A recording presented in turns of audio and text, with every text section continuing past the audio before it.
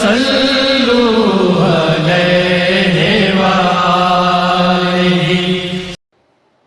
نبی کریم صلی اللہ علیہ وسلم پر درود پاک پڑھنا سعادت مندی کی علامت ہے، اور چونکہ اللہ تعالیٰ نے قرآن عظیم میں نبی کریم صلی اللہ علیہ وسلم پر درود پاک پڑھنے کا حکم دیا تو اس پر عمل کرنا ایک عبادت کہلائے گا۔ اور عبادت میں کئی درجے ہوتے ہیں، کوئی عبادت فرض ہوتی ہے، کوئی واجب ہے، کوئی سنت ہے، کوئی نفل ہے۔ درود میں بھی یہ چاروں درجے ہوتے ہیں۔ اللہ تعالیٰ نے فرمایا یا ایھا الذین آمنوا صلوا علیہ وسلموا تسلیما، اے ایمان والو ان نبی کریم صلی اللہ علیہ وسلم پر درود اور خوب سلام بھیجو۔ تو اب اس میں فرض یہ حکم ہے، زندگی میں ایک بار اس حکم کو پورا کرنا لازم ہوگا۔ اس اعتبار سے درود پاک زندگی میں کم از کم ایک بار پڑھنا فرض ہے۔ پھر واجب کا درجہ آتا ہے، کسی بھی مجلس اور محفل میں آپ فرسٹ ٹائم نبی کریم صلی اللہ علیہ وسلم کا نام اقدس سنیں تو درود پاک پڑھنا واجب ہے۔ یہ جیسے اذان ہو رہی ہے، اذان میں آپ کو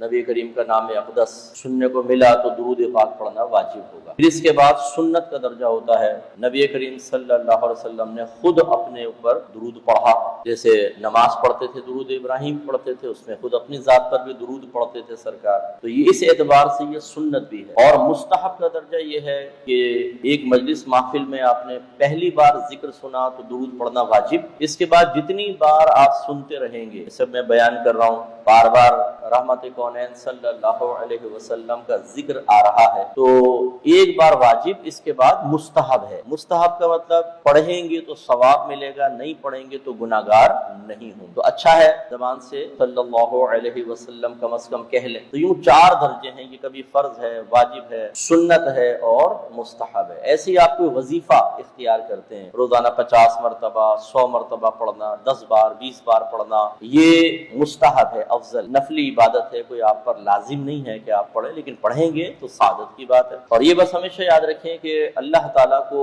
استقامت مطلوب اور محبوب ہے، کثرت نہیں، کیونکہ استقامت میں نفس پہ قہر ہے، کثرت میں اتنا نہیں ہوتا۔ آپ لمبے لمبے وظیفے پڑھیں، زیادہ سے زیادہ 50 یا 100 تک آپ کی طبیعت اس کی طرف مائل رہے گی، اور اس کے بعد بس بیزاریت، خوف، عدم توجہی، ہونٹ ہل رہے ہیں، تسبیح کے دانے گر رہے ہیں اور آپ کی توجہ کہیں اور ہے۔ تو ہماری بعض خواتین جو ہیں وہ بیٹیوں کے رشتوں کے لیے، بچے کی نوکری کے لیے، انٹرویو میں کامیابی کے لیے، باہر کے ویزوں کے لیے، شوہر کے قابو میں آ جانے کے لیے اور ساس کے سرنڈر کر جانے کے لیے لمبے لمبے وظیفے حاصل کر لیتی ہیں اور سمجھتی ہیں اب تو فتح بالکل نزدیک ہے، کیونکہ عامل صاحب نے کہا ہے کہ فجر کے بعد 5000 مرتبہ، ظہر کے بعد 2000، عصر کے بعد 3000، مغرب کے بعد 1000 اور عشاء کے بعد 5000 مرتبہ پڑھنا۔ اتنا پڑھوں گی تو اللہ تو متاثر ہوا ہی ہوا۔ معاذ اللہ ثم معاذ اللہ، جو میں اکثر آپ سے عرض کرتا ہوں کہ اللہ کی معرفت کے نہ ہونے کی بنا پر ہم اسے ایک عام انسانوں کے درجے پہ اتار کر ویسی اس کے لیے کیفیات تصور کر کے اور اس طرح کے اقدامات میں مشغول ہو جاتے ہیں۔ تو ایسی خواتین تھوڑی دیر تو توجہ رکھتی ہیں، پھر اس کے بعد بیچ میں روک کے ارے دیکھنا چولہے پہ